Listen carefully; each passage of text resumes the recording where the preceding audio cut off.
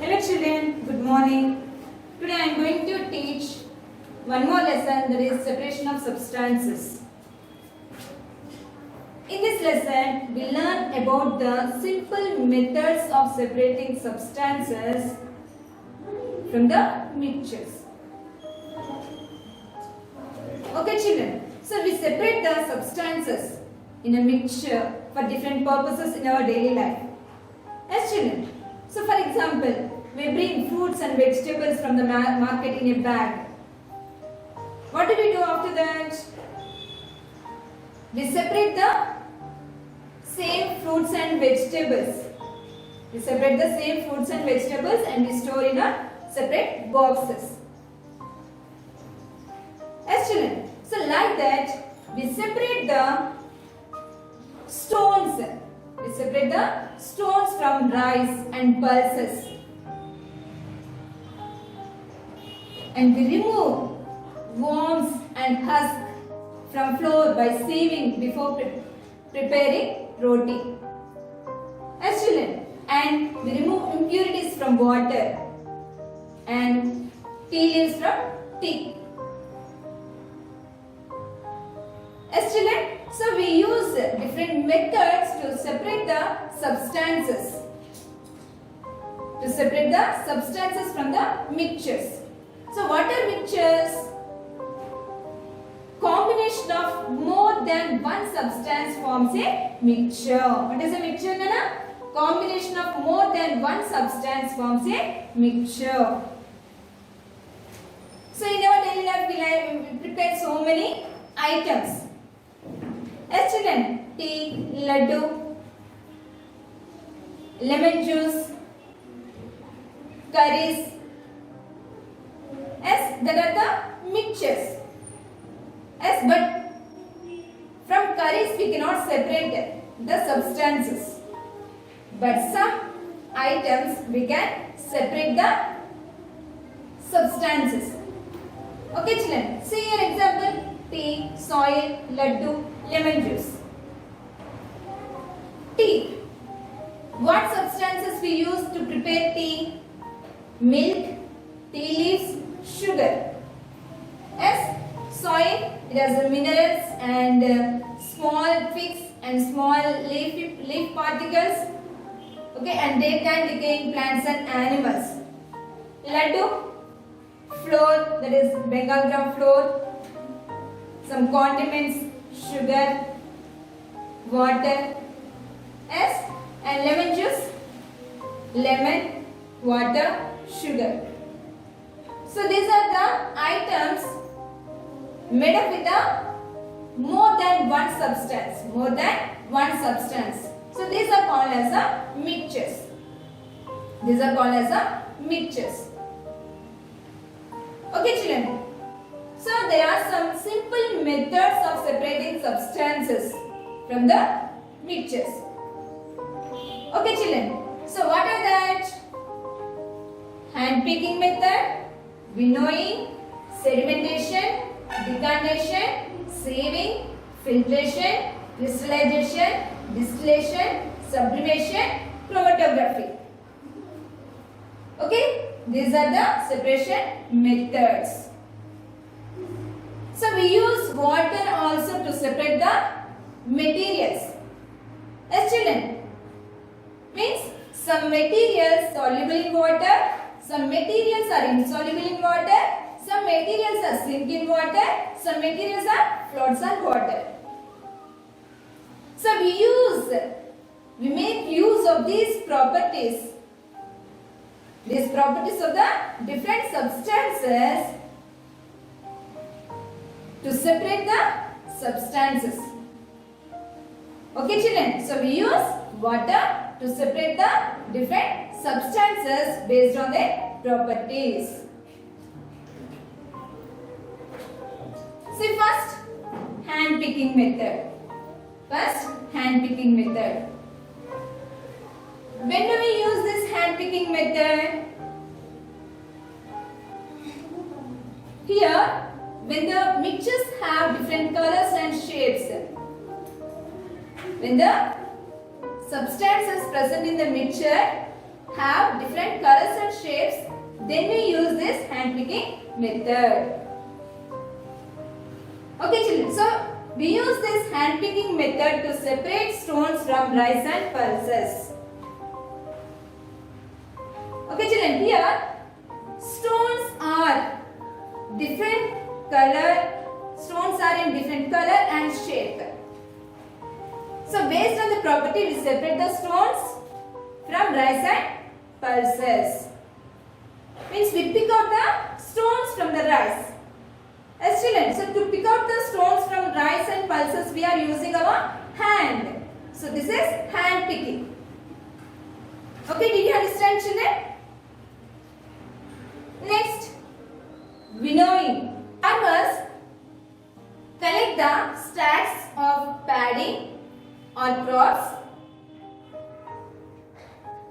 and they use bullocks or tractors to separate the grains from stalks.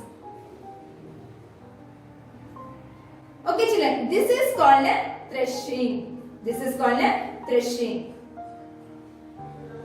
So by threshing, the farmers get the mixture of husk and grains. How do they separate husk from grains? So the farmers, on a windy day, they stand on high platform and they take the mixture of husk and grains in a flat pan and they drop the mixture from the flat pan. Here, the wind carries the husk forward and the grains fall vertically downward. Means they fall on the ground.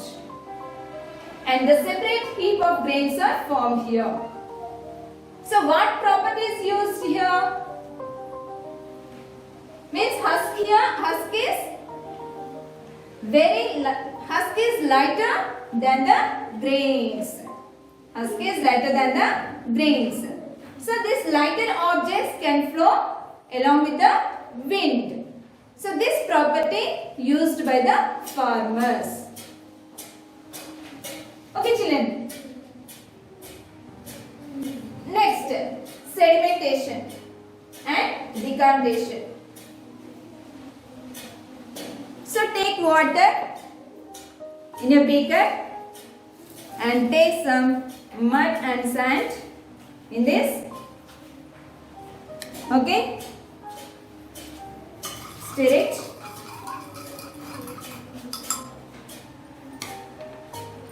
So we can observe the sand and mud settle at the bottom of the beaker. See here. Okay, we can observe the sand and mud settle at the bottom. These are called sediments. Mud and sand are called sediments. Okay children, and the water is above the sand and mud. So the process of separation of mud and sand is called sedimentation. The process of separating mud and sand from water is called sedimentation. Now take another beaker. Without disturbing the sand and mud, slowly you pour water in another beaker. Okay?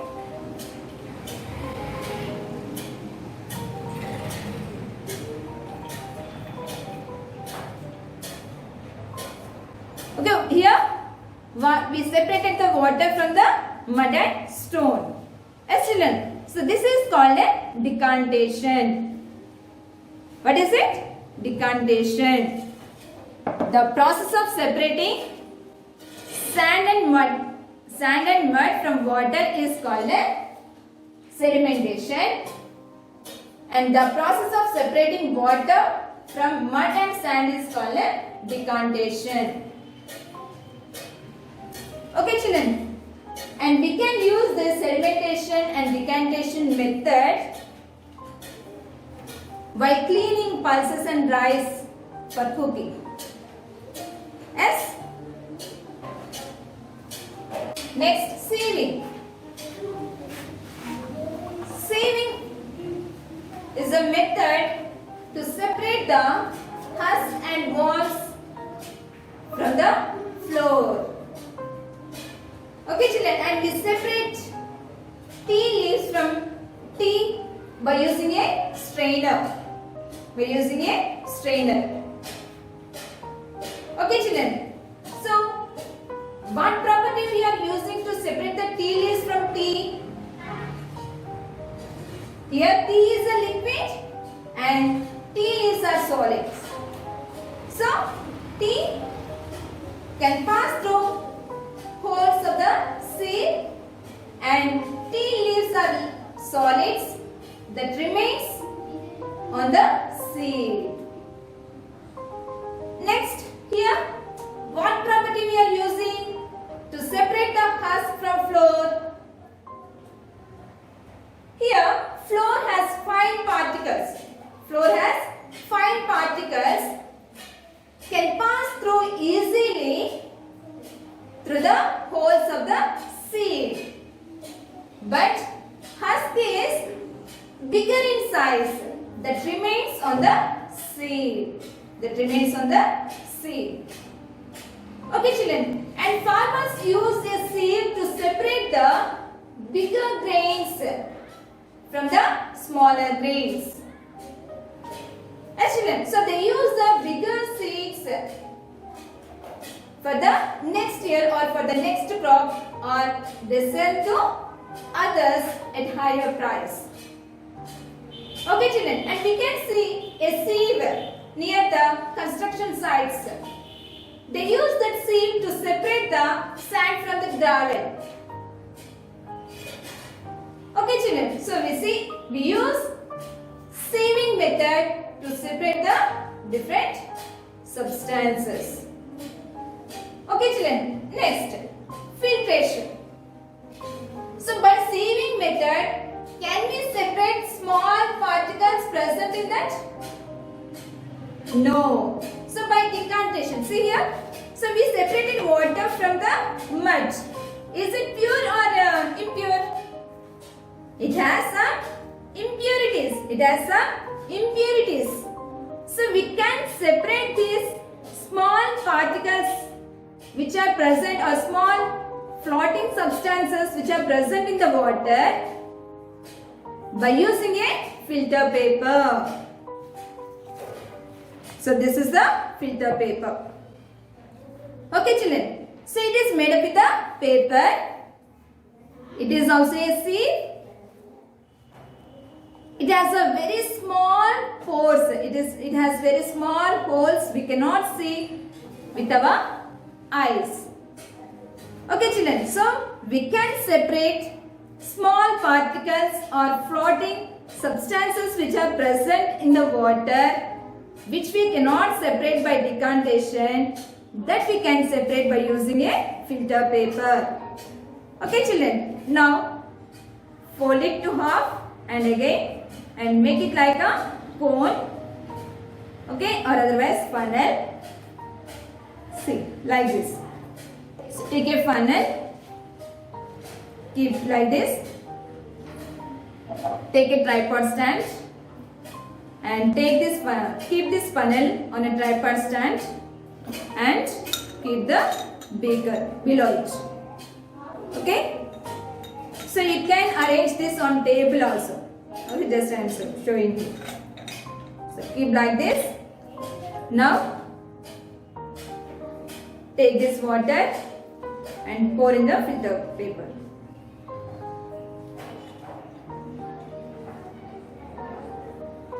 Okay. Did you observe any change in the color of the water after decantation and after filtration? Yes. The water which we got after decantation, that is muddy. Yes, and it has impurities. But after filtration we get the pure water. Okay children, so what remains in the filter paper? The small particles. The small particles we can observe, means that remains in the filter paper. So these small particles can we separate by using a sieve? No, it is not possible. Okay children, did you understand up to here? And here one thing. Hand picking method we use to separate the rotten fruits from fresh fruits, and also to separate the apples from oranges or like that. Okay children, did you understand up to here? Okay, good.